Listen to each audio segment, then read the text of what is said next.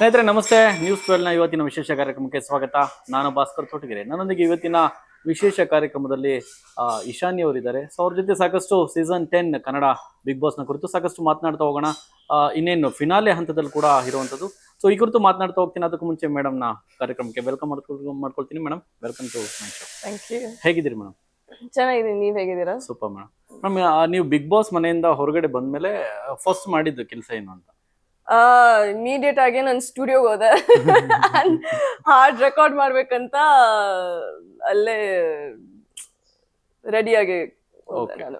Okay, recently album ಕೂಡ ಬಂತು ಅಲ್ಲ ಮೇಡಮ್? ಹೌದು. ಸೊ ಅದ್ರ ಬಗ್ಗೆ ಹೇಳೋದಾದ್ರೆ ಆಕ್ಚುಲಿ ಆ ಹಾಡು ಗುಡ್ ಗರ್ಲ್ ಬ್ಯಾಡ್ ಗರ್ಲ್ ಅಂತ. ಸೊ ನಾನು ಈಚೆ ಬಂದ್ಮೇಲೆ ನಾನು ಓಕೆ ಮೇ ಬಿ ನಾನು ಎಲ್ಲ ಲೈಕ್ ಫೋನಲ್ಲಿ ಇರುವಾಗ ನಾನು ನೋಡ್ತಾನೆ ಇದ್ದೆ ಕಾಮೆಂಟ್ಸು ಇದು ಅದು ಮತ್ತೆ. ಸೊ ನಾನು ಅನ್ಕೊಂಡೆ ಓಕೆ ಸ್ಟುಡಿಯೋಗೆ ಹೋದ ತಕ್ಷಣ ಗುಡ್ ಗರ್ಲ್ ಬ್ಯಾಡ್ ಗರ್ಲ್ ಅಂತ ಮಾಡ್ತೀನಿ ಅಂತ. ಯಾಕಂದ್ರೆ ಎಲ್ಲರೂ ಅನ್ಕೊಂಡ್ರು ಓಕೆ ನಾನು ರ್ಯಾಪ್ ಅಷ್ಟೇನ್ ಮಾಡ್ಲಿಲ್ಲ ಮನೆ ಒಳಗಡೆ ಇರುವಾಗ. ಅಂಡ್ ಸೊ ಅದರಿಂದ ನಾನು ಯಾವ್ದು statement ಕೊಡ್ಬೇಕಿತ್ತಂತ good girl bad girl ಅಂತ ಬರೆಯಕ್ ಶುರು ಮಾಡಿದೆ. ಅಂಡ್ ಸೊ ಗುಡ್ ಗರ್ಲ್ ಅಲ್ಲ, ನೀನು ಬ್ಯಾಡ್ ಗರ್ಲ್ ತಿಳ್ಕೊ, ಹಾಡಲ್ಲಿ ಹೇಳ್ತೀನಿ, ನನ್ನ ಬಯೋಡೇಟಾ ಬರ್ಕೊ, ಕಮ್ ಬ್ಯಾಕ್ ಅಂದ್ರೆ ಏನು ಅಂತ ನೀನು ನೋಡ್ಕೊ. ಸೊ ಆ ತರ ಏನಾದ್ರು ಸ್ಟ್ರಾಂಗ್ ಸ್ಟೇಟ್ಮೆಂಟ್ ಕೊಡ್ಬೇಕಂತ ಬರೆಯಕ್ ಶುರು ಮಾಡಿದೆ. ಅಂಡ್ ಇವಾಗ ಚೆನ್ನಾಗಿ ನಡೀತಾ ಇದೆ ಆ ಹಾಡು. ಅಂಡ್ ಯೂಟ್ಯೂಬ್ ಅಲ್ಲಿ ಇವಾಗ ಆಲ್ಮೋಸ್ಟ್ 100K ವ್ಯೂಸ್ ಆಗಿದೆ. And it's going well. Super madam. Madam, ಇನ್ನು ಎಲ್ಲರೂ ಕೇಳ್ತಾ ಇದ್ದಾರೆ, ಇಶಾನಿ ಮತ್ತೆ ಮೈಕಲ್ ಲವ್ ಸ್ಟೋರಿ ಎಲ್ಲಿವರೆಗೂ ಬಂತು ಗುರು? ಬ್ರೇಕಪ್ ಅಥವಾ ಕಂಟಿನ್ಯೂ ಆಗ್ತಾ ಇದೆಯಾ ಅಂತ ಎಲ್ಲರೂ ಕ್ಯೂರಿಯಾಸಿಟಿ. ಏನ್ ಹೇಳ್ತೀರಿ? ಇಲ್ಲ, ನಾವು ಫ್ರೆಂಡ್ಸ್ ಆಗಿದ್ದೀವಿ. ಓಕೆ. ಅಂಡ್ ಏನು ಲವ್ ಸ್ಟೋರಿ ಏನು ಇಲ್ಲ, ಜಸ್ಟ್ ಫ್ರೆಂಡ್ಸ್ ಅಷ್ಟೇ. Okay okay madam. ಸೊ ಈಗ ಫಿನಾಲೆ ಹಂತದಲ್ಲಿ ಇರುವಂತದ್ದು. ಸೊ ನಿಮ್ಗೆ ಏನ್ ಅನ್ಸುತ್ತೆ, ಯಾರು ಗೆಲ್ಬಹುದು ಅಂತ ಅನ್ಸುತ್ತೆ? ಟಾಪ್ 5 ಹೇಳೋದಾ ಇಲ್ಲ ಯಾರು ಗೆಲ್ಬಹುದು? ಟಾಪ್ 5 ಹೇಳೋದಾದ್ರೆ ಮೇಡಮ್. ಓಕೆ, ಟಾಪ್ 5 ಹೇಳ್ಬೇಕಂದ್ರೆ ನನ್ನ ಪ್ರಕಾರ ವಿನಯ್, ಸಂಗೀತ ಅವರು, ಸಂಗೀತ, ಇವಾಗ ಕಾರ್ತಿಕ್ ಅವರು, Karthik, Prathap, and maybe Namratha. Super madam. So ನಿಮ್ಗೆ ಟಾಪ್ 5 ಅಲ್ಲಿ ನಿಮ್ಗೆ ತುಂಬಾ ಇಷ್ಟ ಆಗುವಂತ ಇವ್ರು ಯಾರು? ಎಲ್ರು ಕಂಡ್ರೆ ನಂಗೆ ತುಂಬಾ ಇಷ್ಟ. ಆತರ ಏನು ಇಲ್ಲ, ಅವ್ರ ಆಟ ಹೇಗೆ ಆಟ ಆಡ್ತಾ ಇದಾರೋ ಆ ತರ ಆಟ ಆಡ್ತಾ ಇದಾರೆ. ಅಂಡ್ ಯಾರು ಪರ್ಟಿಕ್ಯುಲರ್ ಆಗಿ ನಾನು ಓಕೆ ಅವ್ರ ಕಂಡ್ರೆ ತುಂಬಾ ಇಷ್ಟ ಅಂತ ಆತರ ಏನು ಇಲ್ಲ. ನಿಮ್ ಪರ್ಸನಲಿ ಇದಕ್ ಮುಂಚೆ ಯಾರು ನಿಮ್ಗೇನ್ ಕಾಂಟ್ಯಾಕ್ಟ್ ಇರ್ಲಿಲ್ಲ ಅಲ್ಲ? ಇಲ್ಲ, ಯಾರು ಅಂತ ನಂಗೆ ಯಾರು ಗೊತ್ತಿರ್ಲಿಲ್ಲ. ಫಸ್ಟ್ ಟೈಮ್ ಎಲ್ಲರೂ ಮೀಟ್ ಮಾಡಿದೆ ಬಿಗ್ ಬಾಸ್ ಮನೇಲಿ. ಓಕೆ, ಹೇಗಿತ್ತು ಆ ಫೀಲ್? ಹೇಗಿತ್ತು ಮೇಡಮ್ ಫಸ್ಟ್ ಟೈಮ್ ನೀವು ಬಿಗ್ ಬಾಸ್ ಮನೆಗೆ ಹೋದಾಗ? ಓಕೆ. ಅಂಡ್ ಲೈಕ್ ಫಸ್ಟ್ ಯಾರನ್ನ ಮೀಟ್ ಮಾಡಿದೆ, ನಾನು ಸ್ನೇಹಿತ್ತು ಮತ್ತೆ ನಮ್ರತಾ ಅವ್ರನ್ನ ಮೀಟ್ ಮಾಡಿದೆ. ಅಂಡ್ ಅದೇ ಒಂಥರ ಲೈಕ್ ಫ್ರೆಂಡ್ಶಿಪ್ ಬಿಲ್ಡ್ ಆಯ್ತು ಅದರಿಂದ.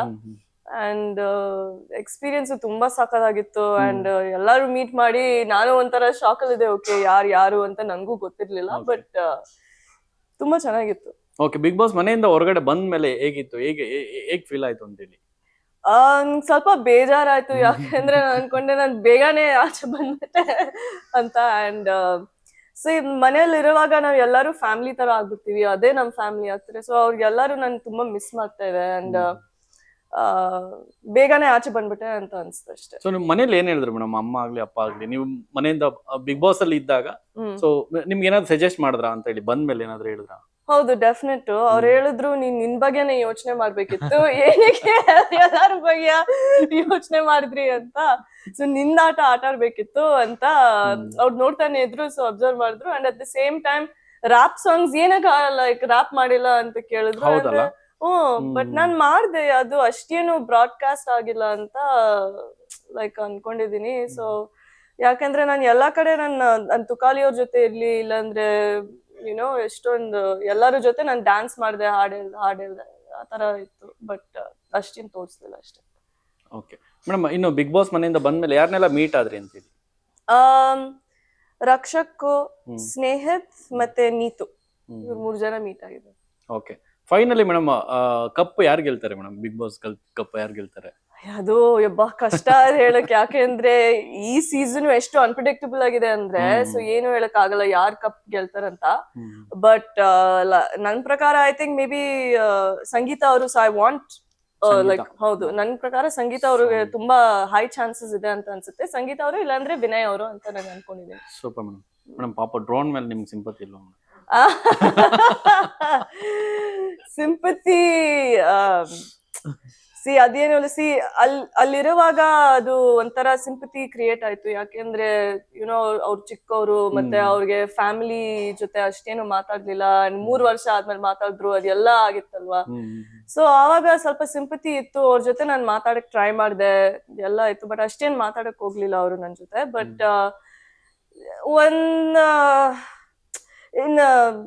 ಇನ್ ಸಮ್ ಆಸ್ಪೆಕ್ಟ್ ನಂಗೆ ಅನ್ಸುತ್ತೆ ಆ ಸಿಂಪತಿ ಕಾರ್ಡ್ ಯೂಸ್ ಮಾಡ್ತಾ ಮಾಡ್ತಾ ಮಾಡ್ತಾ ಉಳ್ಕೊಂಡಿದಾರಂತ.